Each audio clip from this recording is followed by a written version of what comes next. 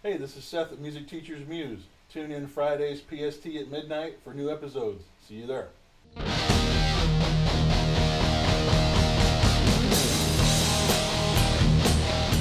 Welcome back. Today we're talking planning ahead financially as a professional music teacher. So if you're like myself or wanting to be in the same spot as I am with doing this exclusively for income, then you're going to want to plan ahead financially, which I think is smart no matter what career you're in. People just don't handle their money well. I've known many close friends who don't and wonder why they're always broke. So a lot of this is common sense, but it really relates to this profession, especially as a creative person, as a teacher, performer, whether you make paintings for a living, anything like that. Income and work is never guaranteed in what we do. So when you have it, you want to be smart about it. So let's jump right into all the particulars. This will probably be a shorter video than we usually do, but we'll just see and list all the important things we need to. So the first thing you want to make sure of being aware of is your income always fluctuates. If you are an independent contractor or you work for an independent music store or independent music school, you're going to have a fluctuating amount of students, whether you're fully booked or you only work a couple days a week. You never know how many you're going to have at any given time. Even week to week, it can vary. Last Monday, you maybe had 6 students. The next Monday, you might have 3 because 2 of them took the week off, or 3 of them took the week off, or they were sick, or they just quit, or they went to another teacher, or you never can calculate that. So that is something you always have to combat. You know, they move to a different day, doesn't matter, and just something to be aware of. You know, you'll get a call from the guy who books your lessons and say, hey man, your first 2 students canceled, so instead of coming in at 1 today, you don't have to be there until 3. And that screws you out of 2 hours of income for that day and that week that you were planning on. So it sucks, but it is a fact of life. And it's something you just need to be aware of, because if you're not, this is not the type of work for you. The second part is remember that you're going to lose money during the summer and the holidays. So holidays, I mean, whatever you feel about the holidays, whether you love them or whether you hate them, you're going to lose money as a teacher because people always take time off. People are busier, they've got more expenses, kids are out of school, because most of your students are kids, as we talk about in here all the time.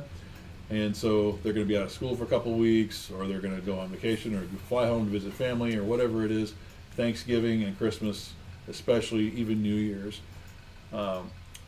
Till I believe last year at the Guitar Center I taught at, because I haven't taught, I'm still an employee of theirs, but because of COVID, I haven't worked for them since late August, unfortunately.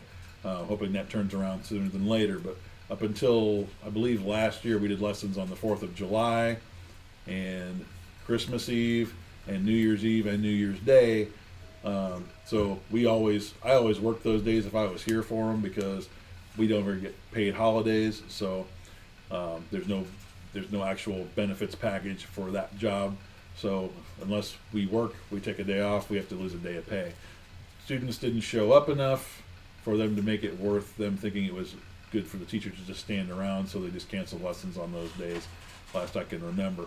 But that is something you have to combat, as well as the usual summer slump is what it's generally referred to. Starting like June or July, a lot of your students, or a decent amount of them, will most likely take the summer off, which sucks because it's like an hour or half an hour a week. I get it, but yet I don't, because it's like, well, the kid's off for the summer, and especially in Santa Clarita, where the Guitar Center I taught at is, they have a lot of money there, so people go on vacation for like 2-3 weeks at a time or longer. And you know, so they'll cancel for a month, or they'll take the whole summer off. And unfortunately, if a student quits, usually that's the last you see them. They usually don't sign up again in like 99% of the cases I've ever seen. And if they do come back, it's in a limited capacity. They don't usually get as into it as they were. So you have to combat that. It starts in early June, and then depending on what school district you're in, then it drops off, and then doesn't start picking back up again until September, sometimes October, and then it goes back up again in normal times when the store you're at is able to sell a lot of new instruments for new players and holiday gift lesson packages. And then, end of January or so, people start cashing that in. Your schedule usually fills back up again more than it was, and you have a lot of new students for the first couple months of the year, which is great. But those are those two, the holidays and the summer slump. That's something you want to be well aware of. So all of this boils down to the next part of this lesson is you want to keep track of your student count as much as you can, because if depending on what your bills are, just make sure that you know how many students you have at any given time, what your projected expenses are, like my expenses, my rent, my loan payment, and my car insurance, and all those things, my braces bill every month. Those are all exactly the same amount, so I know when they're due and what time I have to pay them by. So, but depending on how many students I have at any given time, I have to make sure I know that money is there to cover all those. Also, know how much money you have at any given time. Depending on how many investments you have, et cetera, mine's easy because I don't have that many. But I've just known so many people that weren't aware of that, and then they have no idea where their money's coming from this month and next. It's not hard to do. If you can operate a calculator and know where your money is, you can figure this out. Especially when you have a phone app that tells you exactly where to go and how much is in there. It's a touch of a button. It's never been easier. And it's usually, if not always, secure, so it's totally fine. But just be, aware of that. It's just smart financial planning, period. If you're smart enough to figure out that if you have $30 and your fill up at your gas tank costs you $25, you have $5 left. If you can't do that, then there's a serious problem. Seek help. The next part of the lesson, obviously, is spend wisely and save when you can. Especially in a city like where I live in Los Angeles, saving is not the exact easiest thing to do because the cost of living is so ridiculous here. But if you can, just do it, because again, you never know when 3 of your students are on one day or in a week are going to quit, and that's going to sacrifice part of your income that you're used to having, until you can recoup that by getting those students replaced. You're always looking for new students because you never know how long a student is going to stick around for. So make sure when you can go to, say, the 99-cent store versus Ralph's, or especially Whole Foods. If you're trying to live on a budget and spend wisely, unless you have to have the absolute best of everything, don't shop at Whole Foods for your groceries. It's like $50 for a small bag of stuff. So it might be high quality, but stretch that dollar.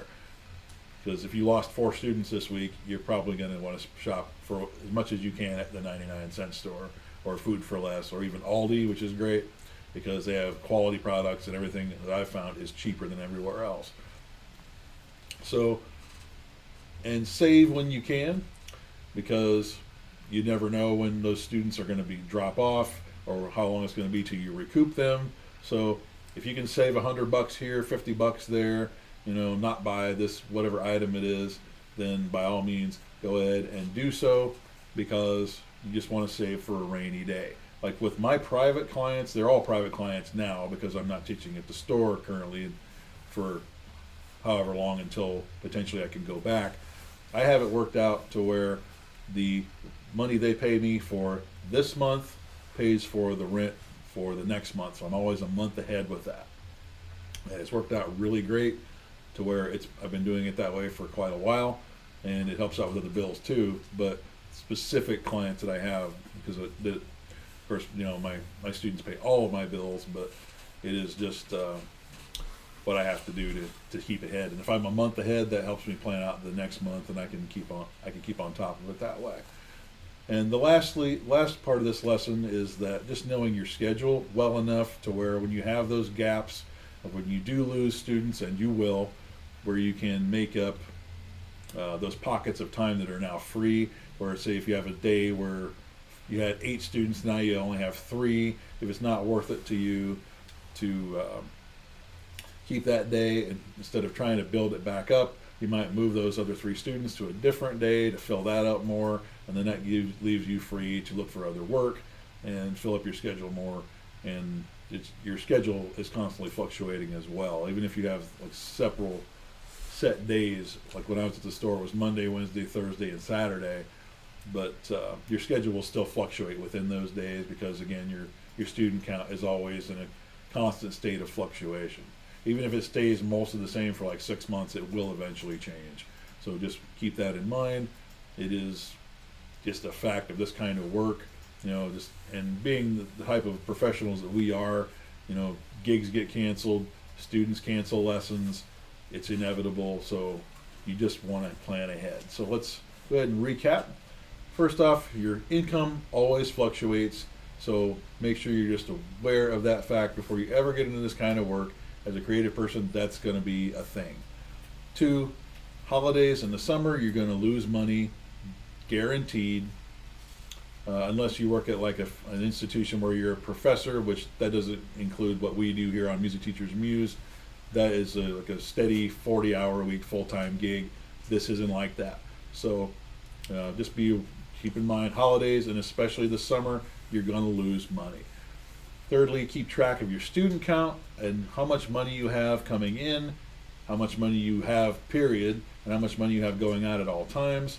Just be smart about that so you can project how much you've got in the bank or whatever accounts you have and how many students you have, because how many students you have dictates how much money you earn at any given time. Fourthly, spend wisely, save when you can.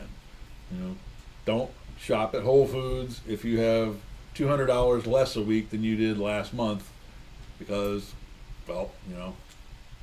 use a calculator and be smart. It's very, very simple.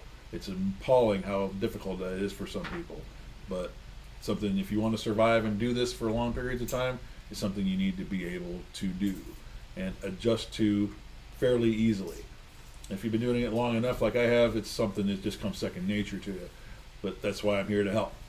And last but not least, know your schedule inside and out, as you should always anyway in this kind of work, so that when those students do drop off, you're able to combat knowing where those pockets of free time are, so you can do your best to fill those spots up again and look for more paying work. So thanks for tuning in and watching. Please hit the bell for new videos, subscribe, like, share. Follow us on Instagram and Facebook. Check out our sponsors in the description below. And we will see you next week.